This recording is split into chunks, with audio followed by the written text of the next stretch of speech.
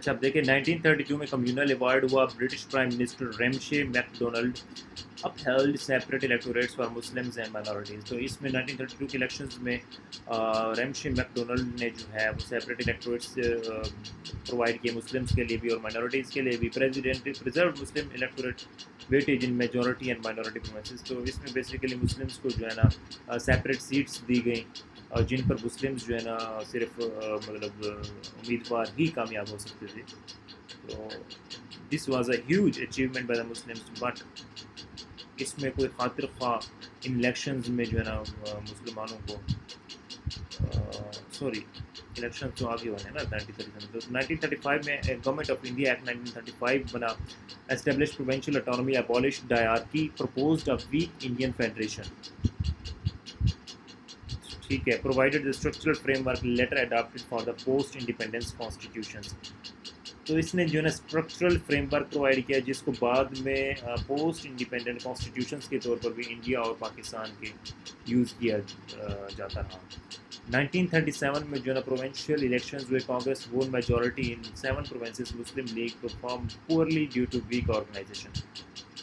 کانگریس جو ہے وہ 7 provinces میں کامیاب ہوئی اور مسلم لیگ جو ہے وہ فیل ہو گئی. اور اس کی وجہ کیا تھی؟ اس کی وجہ یہ نہیں تھی کہ اس کی جو آرگنائزیشن تھی اس کی جو پولیٹیکل لیڈرشپ تھی وہ تھوڑی سی کمزور تھی. لوگوں کو اکٹھا کرنے کی جو طاقت تھی اور ان کو اعتماد دلانے کی وہ بھی کمزور تھی. ٹھیک ہے. پنجاب میں جو ہے اس وقت یونینسٹ پارٹی جو ہے نا وہ اس وقت جیتی تھے. وہ بھی مسلم لیکن وہ لوکل پارٹی تھی. ایک ہیوج لیول کی جو پارٹی تھی مسلم لیگ ایسا نہیں تھا. Exposed leagues organization gaps leading Jinnah to restructure the party at root levels. تو اس سے جو ہے نا وہ آل انڈیا مسلم لیگ کے جو آرگنائزیشنل گیپس تھے یعنی کہ جو خامیاں تھیں وہ جناح صاحب کے لیے عیاں ہو گئی اور انہوں نے جو ہے لیٹر مطلب ان فیوچر انہوں نے جو ہے وہ ان روٹ کازز کو ٹھیک کیا. اور 1937 سے 39 تک کانگریس منسٹریز یعنی کہ 27 months of Congress rule marked by Wardha scheme Bande Mataram and anti Muslim biases. تو 27 مہینوں تک جو کانگریس کا رول رہا واردہ اسکیم اس نے انٹروڈیوس کروائی. بندے ماترم انہوں نے یعنی کہ جو بھی اسٹوڈنٹ تھا مطلب پڑھائی کے لیے جاتا وہ تو اسے گاندھی صاحب کی تصویر کے آگے جھکنا پڑتا. اور جو ایک وندے ماترم ایک ترانہ تھا جس میں مطلب مسلمانوں کے اینٹی یہ ایک سانگ تھا نا. تو اور مسلمانوں کے اگینسٹ جو ہے نا وہ روایات انہوں نے لاگو کی یعنی کہ گائے ذبح کرنا اس کو پابندی لگا دی etcetera etcetera. Convince the Muslim masses that living under Hindu majority mean cultural education.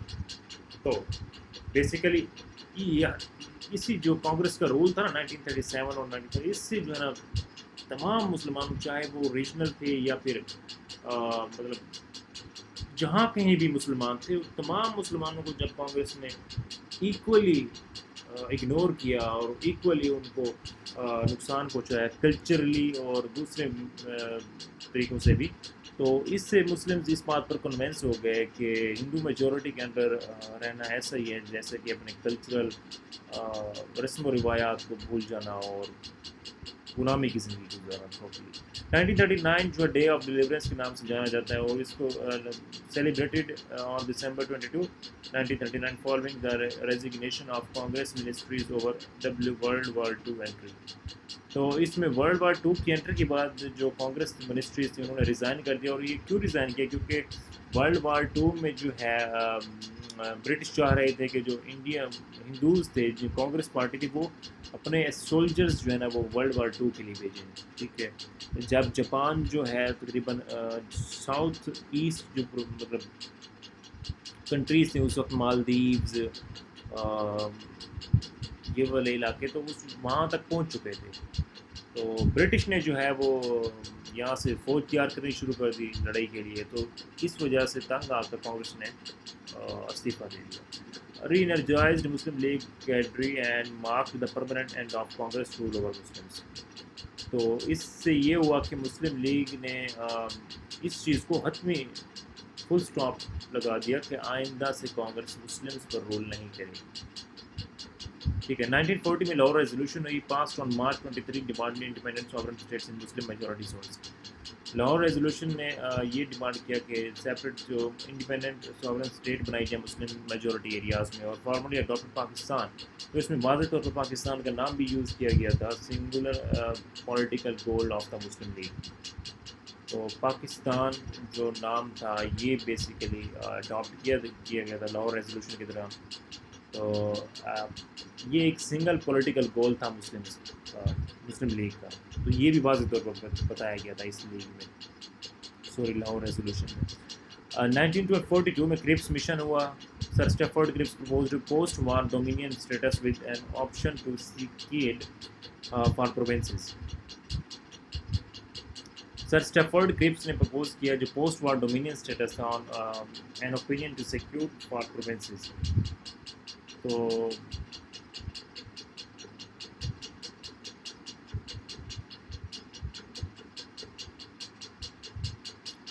Basically جو فرسٹ امپلیسٹ برٹش ایکنالوجمنٹ تھی کہ پاسبلٹی آف پارٹیشن کی پارٹیشن بھی ہو سکتی ہے.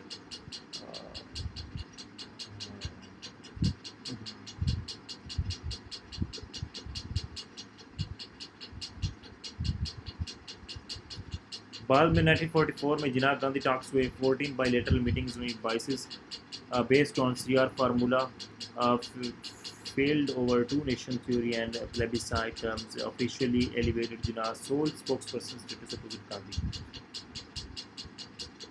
ٹھیک ہے. 1945 میں Shimla conference waiver plan failed when Jinnah insisted all Muslim executive council تو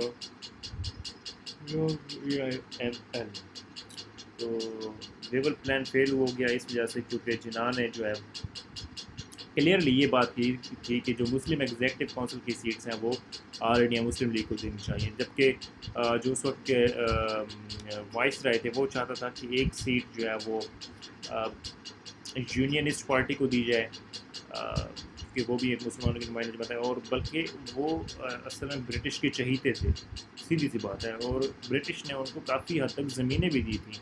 جو برٹش اس وقت یونینسٹ پارٹی کے وہ تھے حیات اللہ نون آئی تھنک سو حیات اللہ خان, تو ان کو کافی حد تک زمینیں بھی دی تھیں. مطلب جو ان کے فیور میں جاتے تھے پولیٹیشینز, جو ان کے بات مانتے تھے. تو جب کینال کولونائزیشن کی تھی برٹش نے یہاں پر پنجاب میں, تو کافی زمینیں جو ہے نا وہ بانٹی تھی اس نے برٹش نے اپنے یعنی کہ وفاداروں کو. اصل میں یہ دیکھیں نا تو انہوں نے زمینیں دے کر وفاداری خریدی تھی. تو اس وقت کی جو جٹ فیملی تھی یہ اس وقت کی ایگریکلچرسٹ تھے, تو ان کو کافی حد تک زمینیں پرووائڈ کی گئی تھی, اور وہ بھی ان خاندانوں کو جو کہ ایک کنواں بنانے کی صلاحیت رکھتے تھے. اس وقت 1880 کی یہ بات ہو رہی ہے, اور اس سے فارورڈ بھی مختلف کالونیز بنائی گئیں جس میں Chenab colony, Jhelum colony, upper Doab colony, lower Bari Doab colony, upper Chenab colony, etc. So these all are the colonies which British established, and yeah. So coming to our main point, in 1945 to 1946 general elections, AIML won 100% of Muslim seats in Central Assembly and 85.8% in provincial assemblies. تو general elections ہوئے جب 1985 سے 46 کے, اس میں جو ہے مسلم نے central assembly کی جو ہے وہ 85% سیٹس, اور سینٹرل اسمبلی کی 100% سیٹس, اور پروونشل اسمبلی کی 85% سیٹ جو ہے وہ کی, جس سے جو ہے نا democratic referendum that indisputably validated the demand for Pakistan, جس سے یہ واضح ہوا کہ پاکستان کی جو ڈیمانڈ ہے وہ رد نہیں کی جا سکتی. 1947 کیبنٹ مشن پلان ہوا, 3 ٹائر گروپنگ اسکیم, جس میں ٹھیک ہے جس میں 3 گروپ بنائے گئے. پہلے گروپ میں جو ہے وہ انڈین پروونسز, دوسرے گروپ میں آپ کا نارتھ ویسٹ مسلم میجورٹی ایریاز, اور سی میں آپ کا ساؤتھ ایسٹ جو مسلم میجورٹی ایریاز بنگال اور آسام ان کو جو ہے نا وہ ایڈ کیا گیا اور ان دونوں کے پاس چوائس رکھی گئی کہ یہ جو ان دونوں گروپ میں جو بھی پروونسز ہیں وہ جس گروپ میں جانا چاہیں جا سکتے تھے. NWFP ہو گیا, آسام ہو گیا, اور سملرلی پنجاب کی ڈیمارکیشن کی گئی تھی کیبنٹ مشن پلان کے تحت. ہاں کیبنٹ مشن پلان کے تحت, ٹھیک ہے. سوری ڈیمارکیشن ہوئی تھی 3 جون پلان. 1946 میں ڈائریکٹ ایکشن ڈے ڈکلیئر کیا گیا. called on August 16 after the AIM, All India Muslim League withdrew. Acceptance of cabinet plan triggered Great Calcutta killings, demonstrated that peaceful constitutional coexistence had broken down completely. 3rd June plan جو ہے 1947 میں introduce کروایا جس میں Mountbatten's partition plan among the division of Punjab, Bengal and transfer of power.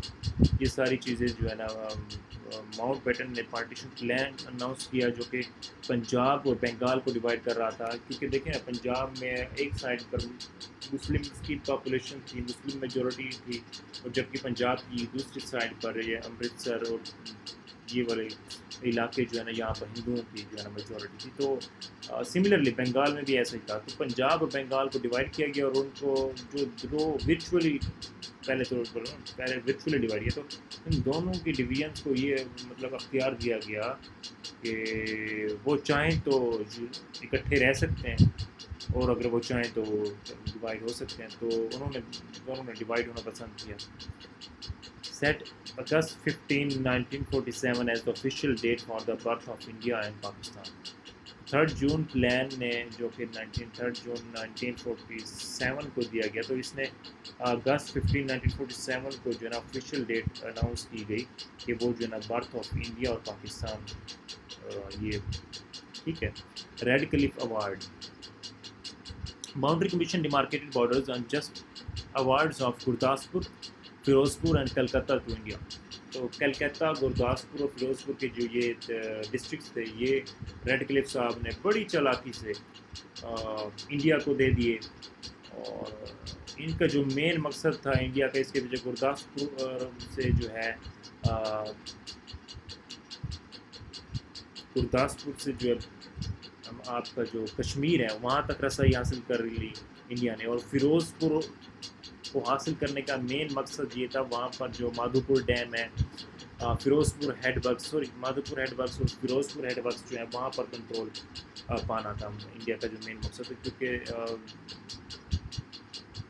دیکھیں نا جو ہمارا پاکستان میں آنے والا سارا پانی کا جو ڈسپیوٹ ہے آج بھی جو چل رہا ہے وہ اسی فیروزپور کی وجہ سے ہے. اگر یہ فیروزپور پاکستان کا حصہ ہوتا تو کبھی یہ ڈسپیوٹ بھی نہ ہوتے. Similarly, created immediate territorial and resource disputes including Kashmir conflict and water conflict as well.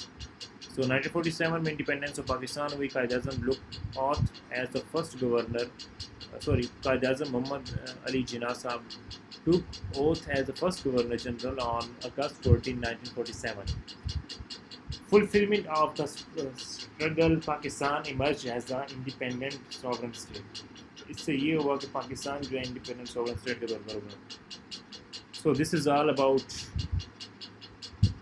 1906 to 1947 timeline of Pakistan movement. So reviewing this, first of all, Shimla Deputation, formation of Muslim League, Minto Morley reforms, joins Muslim League, Lucknow Pact, Montagu claims for reforms, the Khilafat movement, Nehru report, Jinnah's 14 points, Allahabad address, round table conferences, communal award, Government of India Act 1935, provincial elections, Congress ministries, Day of Deliverance, Lahore resolution, Cripps mission, Gandhi Jinnah talks, Shimla conference, election, general elections 1945, cabinet mission plan, direct action day, 3rd June plan, Red Cliff Award, independence of Pakistan. So this is all about 1906 to 1947 creation of Pakistan. How Muslim leaders put their efforts in